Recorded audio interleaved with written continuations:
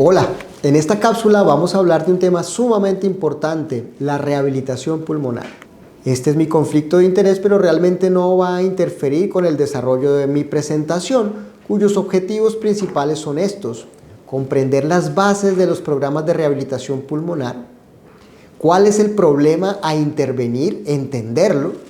a quién se le debe ofrecer la rehabilitación pulmonar, cómo se lleva a cabo y cuáles son los beneficios. Empecemos por decir que debemos recordar que la enfermedad pulmonar obstructiva crónica realmente es una condición, un síndrome sistémico que afecta virtualmente todos los órganos de la economía. En este caso, los músculos con frecuencia son impactados por la enfermedad desde el aspecto molecular en adelante. Vean ustedes cómo la distribución de las fibras musculares entre los pacientes con EPOC, si los comparamos con los sujetos sanos, se modifica significativamente, perdiendo fibras musculares resistentes a la fatiga. Adicionalmente, esas fibras musculares, si las comparamos con fibras de personas sanas, tienen una arquitectura molecular que se ha perdido, que se ha cambiado, que se ha degenerado, disminuyendo la cantidad de enzimas que entran a ser importantes en los ciclos de utilización del oxígeno y por lo tanto de la capacidad que tienen los pacientes para hacer ejercicio. De hecho, cuando uno ve cómo se comportan estos pacientes en comparación con los sanos, además de los cambios moleculares, como lo mencionamos anteriormente, estas se cambian por algunas que son mucho menos resistentes a la fatiga. Adicionalmente, esas fibras musculares desde grados tempranos de la EPOC van perdiendo su capacidad contráctil, y esto se ve reflejado en que los sujetos caminan menos pasos y tienen una disminución de la cantidad de ejercicio de moderado y de alta intensidad, incluso en fases muy tempranas de la enfermedad. De esta manera, los pacientes permanecen mucho más tiempo sentados o acostados o con nivel de ejercicio bajo si los comparamos contra sujetos sanos que no tienen EPOC, y además los que caminan mucho más lento que los pacientes sanos. De esta manera, cada vez que la enfermedad va progresando, el paciente va teniendo un menor nivel de actividad física, y hoy en día sabemos que sin importar el nivel de obstrucción, la pérdida de la actividad física se relaciona directamente con mortalidad, con exacerbaciones y con pérdida de la calidad de vida.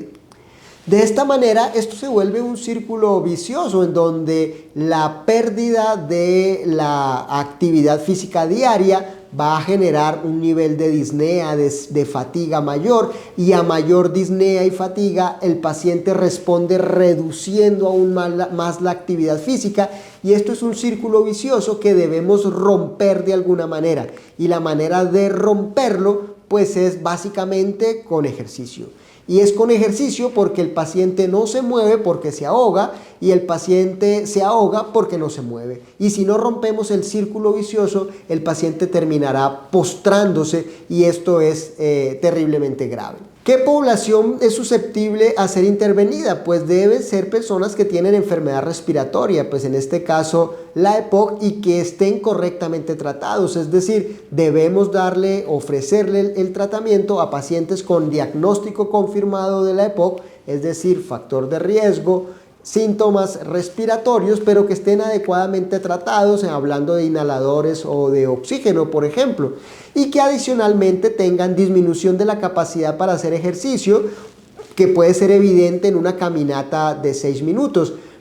Puede no ser suficiente preguntarle al paciente si tiene limitación para las actividades del día a día, porque como se mueven poco, no identifican los síntomas. Entonces, el aumento de la sensación de disnea, puede ser útil interrogarlo. Si los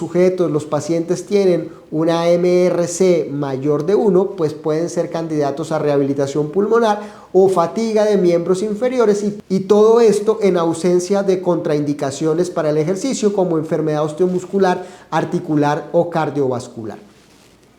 Este proceso que se le ofrece a los pacientes, pues realmente es una intervención integral que se basa en una rigurosa evaluación. No es entregarle ejercicio a todos los pacientes por entregarles ejercicio, sino que necesita una evaluación rigurosa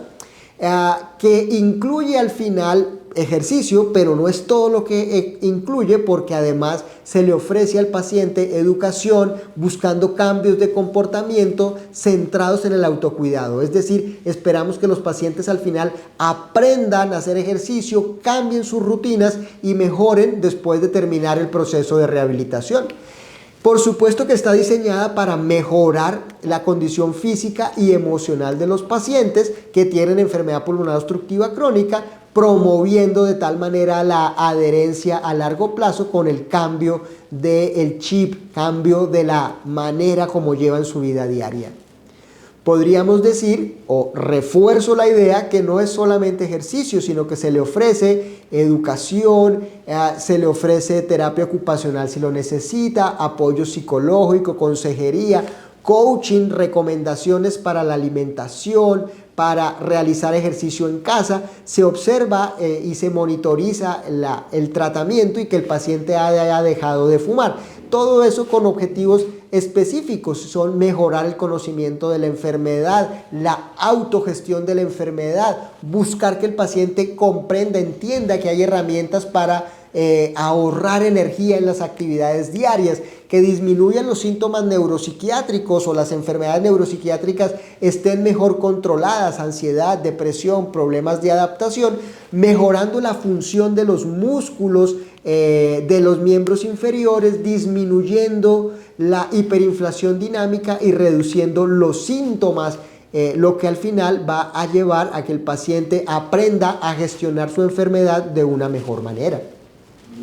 ¿Cómo se hace el proceso de rehabilitación pulmonar? Pues son como tres partes fundamentales. El primero, la evaluación inicial, en donde confirmamos la indicación de acuerdo a los parámetros que les he mencionado anteriormente. Verificamos que el tratamiento se haya hecho de manera adecuada, que sea al menos el mínimo necesario para poder exponer el paciente a ejercicio. Tratamos de evaluar cuál es la causa de la limitación, buscamos las comorbilidades, las contraindicaciones. La seguridad es muy importante, por eso nos enfocamos en reducir el riesgo cardiovascular de los pacientes. La capacidad funcional, la calidad de vida se evalúa antes y después del ejercicio.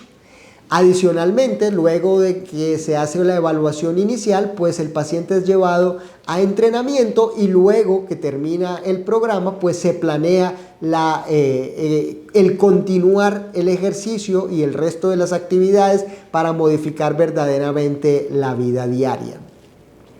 ¿Cómo se hace? Pues se puede hacer en un gimnasio como este, pero también se puede hacer de manera mucho más rudimentaria, más básica, en gimnasios sin tantas máquinas, sin tantos dispositivos. Incluso hay estudios que muestran que se puede hacer con utensilios que tienen los pacientes dentro de la casa, porque realmente el principio es básicamente hacer ejercicio. El ejercicio muy centrado en miembros inferiores, pero como ustedes ven en la diapositiva, también en los miembros superiores, lo cual va a facilitar que los pacientes puedan asumir actividades de la vida diaria que pueden tener limitantes antes de ingresar al programa. El ejercicio, pues el entrenamiento es la base del programa, pero no es todo el programa. Sin embargo, este entrenamiento tiene muchos efectos que son muy importantes. Ya habíamos dicho que había pérdida de la capacidad aeróbica, pues aquí lo vamos a ganar, vamos a mejorar la capacidad oxidativa de esas mitocondrias enfermas, lo cual nos va a permitir mejorar el movimiento de los pacientes, nos va a permitir desensibilizar el centro respiratorio y va al paciente a tener o a percibir una menor cantidad de disnea y va, por supuesto, a mejorar la tolerancia al ejercicio, mejorar la resistencia al ejercicio, y todo eso se podría monitorizar con pruebas de función pulmonar, pero la mejor monitoría es lo que el paciente nos refiere, usualmente mejoría de los síntomas y del nivel de actividad física. Se puede administrar ejercicio de varias maneras, ejercicio constante, es decir, le ponemos al paciente la misma velocidad en la banda o la misma resistencia en la bicicleta, pero los pacientes que son muy sintomáticos podemos hacer algo que se llama la intervención interválica del ejercicio, en el cual intentamos llevar el paciente a una mayor intensidad por cortos periodos de tiempo, donde descansa o hace ejercicio de muy baja intensidad para luego volver a retomar un mayor nivel de intensidad, lo cual nos va a permitir aumentar la cantidad de ejercicio que haga durante la sesión de rehabilitación. Por supuesto que lo complementamos con ejercicios de miembros superiores, como lo mencionamos anteriormente, y los programas han evolucionado y han evolucionado de manera interesante porque incluimos rumba folclórica, aeróbicos, como ustedes ven en las imágenes, cosas que podamos darle al paciente también teniendo en cuenta su gusto y sus intenciones, su motivación, y que va a permitir mayor adherencia a los programas. En esta imagen que les acabo de proyectar, pues vemos también Tai Chi, también se puede incluir yoga, y todas estas actividades nos van a permitir mejorar la cantidad de ejercicio que se le administre al paciente como terapia durante el proceso. Adicionalmente, los pacientes que lo necesitan, pues incluirán grupos de apoyo, consultas y seguimiento por psicología. A veces necesitarán psiquiatría, en cuyo caso se pueden remitir, y adicionalmente, con mucha frecuencia, dada la prevalencia de anormalidades nutricionales, ensamblamos dentro del proceso de rehabilitación pulmonar recomendaciones, seguimiento y suplementación nutricional. Adicionalmente, para pacientes que lo necesitan, por ejemplo, los pacientes con fibrosis quística o con bronquiectasias de otro origen, se pueden beneficiar de fisioterapia del tórax para drenaje postural, aceleración del flujo, mejoría de las secreciones, lo que a la postre también deben aprender